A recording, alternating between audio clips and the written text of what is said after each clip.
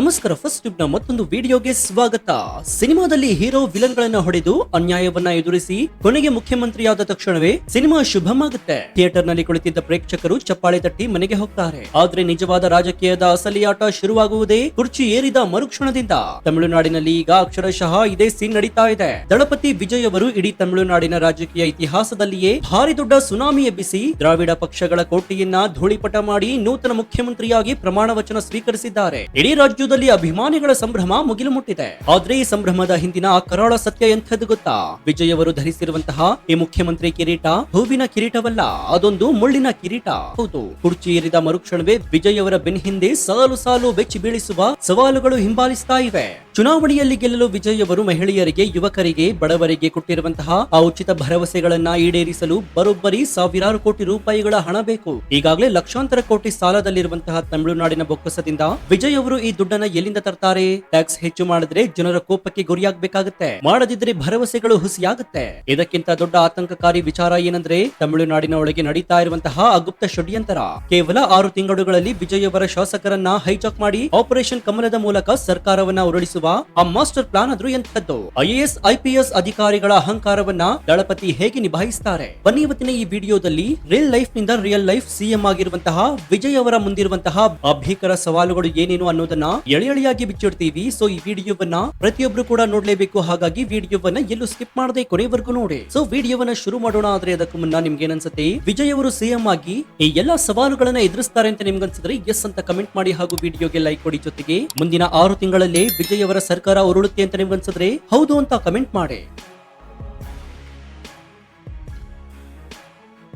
ಸ್ನೇಹಿತರೆ, ಒಂದು ಚುನಾವಣೆಯನ್ನ ಗೆಲ್ಲಲು ರಾಜಕೀಯ ನಾಯಕರು ಭರವಸೆಗಳ ಮಹಾಪೂರವನ್ನೇ ಹರಿಸ್ತಾರೆ. ವಿಜಯ್ ಅವರ ಟಿವಿಕೆ ಪಕ್ಷ ಕೂಡ ಇದಕ್ಕೆ ಹೊರತಾಗೇನಿಲ್ಲ.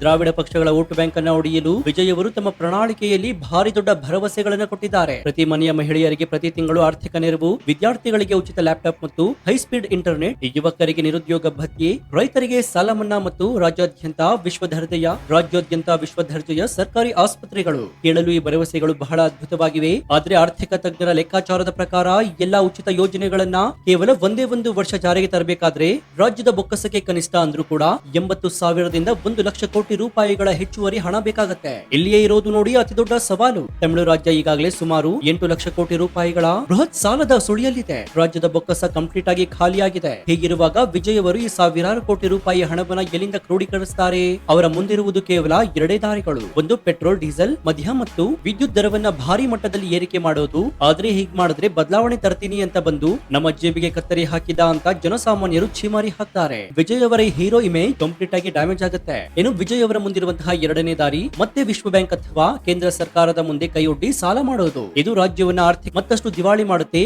ಹಣಕಾಸು ಹೊಂದಿಸುವ ಈ ಸರ್ಕಸ್ ವಿಜಯ್ ಅವರಿಗೆ ಅಕ್ಷರಶಃ ನಿದ್ದೆಗೆಡಿಸಿದೆ. ಸ್ನೇಹಿತರೆ, ವಿಜಯ್ ಅವರ ಮುಂದಿರುವ 2ನೇ ಅತಿ ದೊಡ್ಡ ಮತ್ತು ಅತಿ ಡೇಂಜರಸ್ ಸವಾಲು ಅಂದ್ರೆ ಅದು ಕುರ್ಚಿ ಉಳಿಸಿಕೊಳ್ಳುವ ಸವಾಲು. ಚುನಾವಣೆಯಲ್ಲಿ ವಿಜಯ್ ಅವರ ಪಕ್ಷ ಏಕಾಂಗಿಯಾಗಿ ಬಹುಮತ ಪಡೆದಿರಬಹುದು. ಆದ್ರೆ ಅವರ ಪಕ್ಷದ ಶಾಸಕರು ಯಾರು? ಅವರೆಲ್ಲರೂ ಕೂಡ ರಾಜಕೀಯಕ್ಕೆ ತೀರಾ ಹೊಸಬರು. ನಿನ್ನೆ ಮೊನ್ನೆವರೆಗೂ ವಿಜಯ್ ಅವರ ಅಭಿಮಾನಿ ಸಂಘದಲ್ಲಿ ಇದ್ದವರು ಇಂದು ಶಾಸಕರಾಗಿದ್ದಾರೆ. ಇವರಿಗೆ ರಾಜಕೀಯದ ಆಳಾಗಲ ಕುತಂತ್ರಗಳು, ಕೋಟಿ ಕೋಟಿ ರೂಪಾಯಿಗಳ ಡೀಲ್ಗಳ ಬಗ್ಗೆ ಯಾವುದೇ ಅನುಭವವಿಲ್ಲ.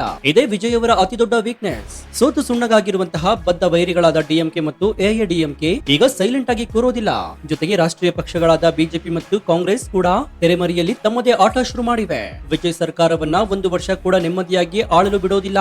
ಹೀಗಾಗಿ ರಹಸ್ಯ ಷಡ್ಯಂತರ ಚೆನ್ನೈನ ರೆಸಾರ್ಟ್ ನಲ್ಲಿ ಶುರುವಾಗಿದೆ ಎನ್ನಲಾಗ್ತಾ ಇದೆ. ವಿಜಯ್ ಅವರ ಮುಗ್ಧ ಶಾಸಕರಿಗೆ 50 ಕೋಟಿ ರೂಪಾಯಿಯಿಂದ 100 ಕೋಟಿ ರೂಪಾಯಿಗಳ ಆಫರ್ ಕೊಟ್ಟು ಮಂತ್ರಿಗಿರಿ ಆಮಿಷವನ್ನ ಒಡ್ಡಿ ಅವರನ್ನ ಹೈಜಾಕ್ ಮಾಡುವ ಭಾರಿ ದೊಡ್ಡ ಆಪರೇಷನ್ ದ್ರಾವಿಡ ಪ್ಲಾನ್ ರೆಡಿಯಾಗಿದೆ. ಶಾಸಕರು ಬಂಡಾಯವೆದ್ರೆ ಕೇವಲ 6 ತಿಂಗಳಲ್ಲಿ ವಿಜಯ್ ಅವರ ಸರ್ಕಾರ ಬಹುಮತವನ್ನ ಕಳೆದುಕೊಂಡು ಉರುಳಿ ಬೀಳುವ 100ಕ್ಕೆ 100% ಅಪಾಯವಿದೆ. ತಮ್ಮ ಸ್ವಂತ ಶಾಸಕರನ್ನ, ಬೆಂಬಲಿಗರನ್ನ ಅದ್ದು ಬಸ್ತಲ್ಲಿಟ್ಟುಕೊಂಡು 5 ವರ್ಷಗಳ ಕಾಲ ಸರ್ಕಾರವನ್ನ ಕಾಪಾಡಿಕೊಳ್ಳುವುದು ವಿಜಯ್ ಪಾಲಿಗೆ ಅಕ್ಷರಶಃ ಒಂದು ಅಗ್ನಿ ಪರೀಕ್ಷೆಯಾಗಿದೆ. ಇನ್ನು ಸಿನಿಮಾದಲ್ಲಿ ವಿಜಯ್ ಅವರು ಒಂದು ಡೈಲಾಗ್ ಹೊಡೆದ್ರೆ ಸ್ಕ್ರೀನ್ ಮೇಲಿರುವಂತಹ IAS IPS ಅಧಿಕಾರಿಗಳು ನಡುತ್ತಾರೆ. ತಕ್ಷಣವೇ ಫೈಲ್ ಗೆ ಸೈನ್ ಮಾಡ್ತಾರೆ. ಆದ್ರೆ ರಿಯಲ್ ಲೈಫ್ ನಲ್ಲಿ ಇದು ವರ್ಕೌಟ್ ಆಗೋದಿಲ್ಲ. ತಮಿಳುನಾಡಿನ ಬ್ಯೂರೋಕ್ರಸಿ ಅಂದ್ರೆ ಅಧಿಕಾರಿಗಳ ವರ್ಗ ಕಳೆದ 50 ವರ್ಷಗಳಿಂದ ಕೇವಲ DMK ಮತ್ತು AIADMK ಪಕ್ಷಗಳ ಕೈಗೊಂಬೆಯಾಗಿ ಬಂದಿದ್ದಾವೆ. ಪ್ರತಿಯೊಂದು ಇಲಾಖೆಯಲ್ಲೂ ಕೂಡ ಹಿಂದಿನ ಸರ್ಕಾರಗಳ ಆಪ್ತ ಅಧಿಕಾರಿಗಳೇ ತುಂಬಿಕೊಂಡಿದ್ದಾರೆ. ಹೊಸ ಸಿಎಂ ಆಗಿರುವಂತಹ ವಿಜಯ್ ಅವರು ಏನಾದ್ರೂ ಹೊಸ ಪ್ರಾಜೆಕ್ಟ್ ತಂದ್ರೆ ಅಥವಾ ಭ್ರಷ್ಟಾಚಾರದ ವಿರುದ್ಧ ಕಠಿಣ ಕ್ರಮ ಕೈಗೊಳ್ಳಲು ಹೋದ್ರೆ ಆ ಅಧಿಕಾರಿಗಳು ಕಂಪ್ಲೀಟ್ ಆಗಿ ಅಸಹಕಾರ ತೋರುವ ಭಾರಿ ದೊಡ್ಡ ಅಪಾಯವಿದೆ. ಫೈಲ್ಗಳನ್ನ ಮೂಲೆಗುಂಪು ಮಾಡುವುದು, ಯೋಜನೆಗಳನ್ನ ವಿಳಂಬ ಮಾಡುವುದು ಮತ್ತು ಉದ್ದೇಶ ಪೂರ್ವಕವಾಗಿ ಆಡಳಿತ ಯಂತ್ರವನ್ನ ಸ್ಲೋ ಮಾಡುವ ಮೂಲಕ ವಿಜಯ್ ಸರ್ಕಾರದ ಇಮೇಜ್ ಹಾಳು ಮಾಡುವ ಪ್ರಯತ್ನಗಳು ಕೂಡ ಖಂಡಿತವಾಗಿಯೂ ನಡೆಯುತ್ತೆ.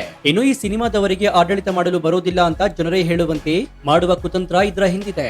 ಈ ಹಳೆಯ ಭ್ರಷ್ಟ ಅಧಿಕಾರಿಗಳ ಗ್ಯಾಂಗ್ ಅನ್ನ ಕ್ಲೀನ್ ಅಪ್ ಮಾಡಿ ಪ್ರಾಮಾಣಿಕ ಅಧಿಕಾರಿಗಳನ್ನ ಹುಡುಕಿ ತಂದು ತನ್ನ ಕನಸಿನ ಪಾರದರ್ಶಕ ಆಡಳಿತ ಕೊಡುವುದು ದಳಪತಿಗೆ ಅತಿ ದೊಡ್ಡ ತಲೆನೋವಾಗಿದೆ. ವಿಜಯ್ ಮುಂದಿರುವಂತಹ ಮತ್ತೊಂದು ಸೂಕ್ಷ್ಮವಾದ ಸವಾಲು ಕೇಂದ್ರ ಸರ್ಕಾರದ ಜೊತೆಗಿನ ಸಂಬಂಧ. ತಮಿಳುನಾಡು ಅಂದ್ರೆ ಮೊದಲಿನಿಂದಲೂ ಕೂಡ ಭಾಷಾ ಅಭಿಮಾನ ಮತ್ತು ಕೇಂದ್ರದ ವಿರುದ್ಧ ಬಂಡಾಯದ ಧ್ವನಿ ಎತ್ತುವ ರಾಜ್ಯ. ಹೊಸ ಸಿಎಂ ಆಗಿ ವಿಜಯ್ ಅವರು ಕೇಂದ್ರದ ಹಿಂದಿ ಹೇರಿಕೆ ಮತ್ತು ನೀಟ್ ಪರೀಕ್ಷೆಗಳನ್ನು ವಿರೋಧಿಸಲೇಬೇಕು. ಇದು ತಮಿಳುನಾಡಿನ ಜನರ ನಿರೀಕ್ಷೆಯಾಗಿದೆ. ಆದ್ರೆ ಅದೇ ಸಮಯದಲ್ಲಿ ರಾಜ್ಯದ ಆರ್ಥಿಕ ಪರಿಸ್ಥಿತಿಯನ್ನ ಸರಿದೂಗಿಸಲು ಹೊಸ ಹೂಡಿಕೆಗಳನ್ನ ತರಲು ಮತ್ತು ಸಾಲ ಮನ್ನಾದಂತಹ ಯೋಜನೆಗಳಿಗೆ ಕೇಂದ್ರದಿಂದ ಸಾವಿರಾರು ಕೋಟಿ ರೂಪಾಯಿಗಳ ಸ್ಪೆಷಲ್ ಫಂಡ್ ಅವರಿಗೆ ಬೇಕೇ ಬೇಕು. ಒಂದೆಡೆ ತಮಿಳುನಾಡು ಅಸ್ಮಿತೆ ಕಾಪಾಡಲು ಕೇಂದ್ರದ ಜೊತೆಗೆ ಫೈಟ್ ಮಾಡಬೇಕು, ಇನ್ನೊಂದೆಡೆ ದುಡ್ಡಿಗಾಗಿ ಅದೇ ಕೇಂದ್ರದ ಜೊತೆ ರಾಜಿ ಮಾಡಿಕೊಳ್ಬೇಕು. ಈ ಕತ್ತಿಯ ಮೇಲಿನ ನಡಿಗೆಯನ್ನ ವಿಜಯ್ ಹೇಗೆ ಬ್ಯಾಲೆನ್ಸ್ ಮಾಡ್ತಾರೆ ಎನ್ನುವುದು ಇಡೀ ದೇಶದ ಕುತೂಹಲವಾಗಿದೆ. ಒಂದು ಸಣ್ಣ ತಪ್ಪು ನಿರ್ಧಾರವೂ ಕೂಡ ಅದು ಅವರ ರಾಜಕೀಯ ಭವಿಷ್ಯವನ್ನೇ ಮುಳುಗಿಸಿಬಿಡುತ್ತೆ. ಇಷ್ಟೆಲ್ಲ ಭೀಕರ ಸವಾಲುಗಳಿದ್ರೂ ಕೂಡ ವಿಜಯ್ ಅವರು ಸುಮ್ಮನೆ ಕೈಕಟ್ಟಿ ಕೋರುವ ನಾಯಕರಲ್ಲ. ಈ ಸವಾಲುಗಳನ್ನ ಮೆಟ್ಟಿ ನಿಲ್ಲಲು ಅವರ ಬಳಿ 3 ಸ್ಪಷ್ಟವಾದ ಮಾಸ್ಟರ್ ಪ್ಲಾನ್ ಗಳು ಕೂಡ ರೆಡಿಯಾಗಿದೆ. ಅದರಲ್ಲಿ ಮೊದಲನೆಯದು ಭ್ರಷ್ಟಾಚಾರದ ಬೇರು ಕಿತ್ತು ಹಾಕುವುದು.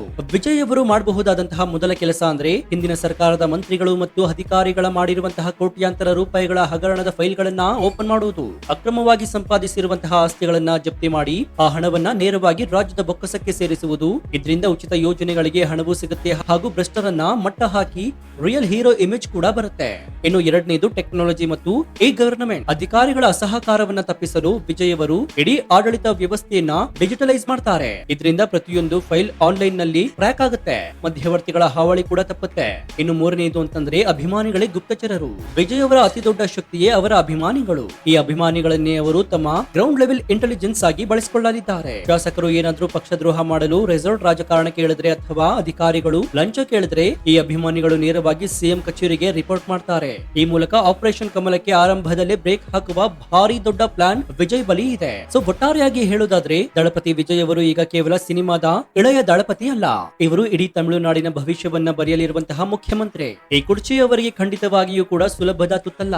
ಹಣಕಾಸಿನ ಕೊರತೆ, ವಿರೋಧಿಗಳ ಕುತಂತ್ರ, ಶಾಸಕರ ಹೈಜಾಕ್ ಭೀತಿ ಇವೆಲ್ಲವನ್ನು ಎದುರಿಸಿ ನಿಂತರೆ ಮಾತ್ರ ಅವರು ಎಂಜಿಆರ್ ಅಥವಾ ಜಯಲಲಿತಾ ಅವರಂತಹ ಐತಿಹಾಸಿಕ ನಾಯಕರಾಗಿ ಬೆಳೆಯಲು ಸಾಧ್ಯ.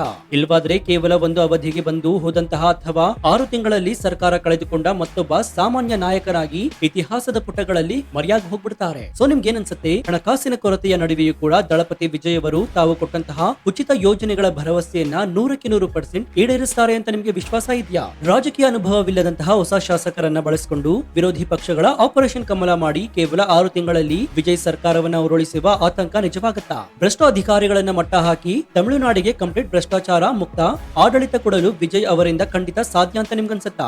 ಈಗಲೇ ನಿಮ್ಮ ಅತ್ಯಂತ ಪ್ರಮುಖವಾದ ತಾರ್ಕಿಕ ಲೆಕ್ಕಾಚಾರವನ್ನ ಮತ್ತು ಪ್ರಾಮಾಣಿಕ ಅನಿಸಿಕೆಯನ್ನ ಕಮೆಂಟ್ ಬಾಕ್ಸ್ ನಲ್ಲಿ ತಪ್ಪದೇ ತಿಳಿಸಿ ಮುಕ್ತವಾಗಿ ಚರ್ಚಿಸೋಣ. ತಮಿಳುನಾಡಿನ ಹೊಸ ಮುಖ್ಯಮಂತ್ರಿಯ ಮುಂದಿರುವಂತಹ ಆ ಬೆಚ್ಚಿ ಬೀಳಿಸುವ ಸವಾಲುಗಳ ಸ್ಫೋಟಕ ರಿಪೋರ್ಟ್ ಪ್ರತಿಯೊಬ್ಬರಿಗೂ ತಲುಪುವಂತೆ ಹೆಮ್ಮೆಯಿಂದ ಈ ವಿಡಿಯೋವನ್ನ ನಿಮ್ಮ ವಾಟ್ಸ್ಆಪ್, ಫೇಸ್ಬುಕ್ ಗ್ರೂಪ್ ಗಳಲ್ಲಿ ಮರೆಯದೆ ಶೇರ್ ಮಾಡಿ. ಇದೇ ರೀತಿ ರಾಜಕೀಯದ ಇನ್ಸೈಟ್ ಸ್ಟೋರಿಗಳು, ಎಲೆಕ್ಷನ್ ಲೆಕ್ಕಾಚಾರಗಳು ಮತ್ತು ಜಿಯೋ ಪೊಲಿಟಿಕ್ಸ್ ನ ನಿಷ್ಪಕ್ಷಪಾತ, ತ್ವರಿತ ಮತ್ತು ಅತ್ಯಂತ ಡೀಟೇಲ್ಡ್ ಆದ ರಿಪೋರ್ಟ್ ಗಳಿಗಾಗಿ ನಿಮ್ಮ ನೆಚ್ಚಿನ ಫಸ್ಟ್ ಯೂಟ್ಯೂಬ್ ಚಾನಲ್ ಅನ್ನು ಈಗಲೇ ಸಬ್ಸ್ಕ್ರೈಬ್ ಮಾಡಿಕೊಂಡು ಪಕ್ಕದಲ್ಲಿರುವಂತಹ ಬೆಲ್ ಐಕಾನ್ ಅನ್ನು ಪ್ರೆಸ್ ಮಾಡಿ. ಇದರಿಂದ ನಾವು ಹಾಕುವ ಹೊಸ ವಿಡಿಯೋಗಳ ನೋಟಿಫಿಕೇಶನ್ ಮೊದಲು ನಿಮಗೆ ಸಿಗುತ್ತೆ.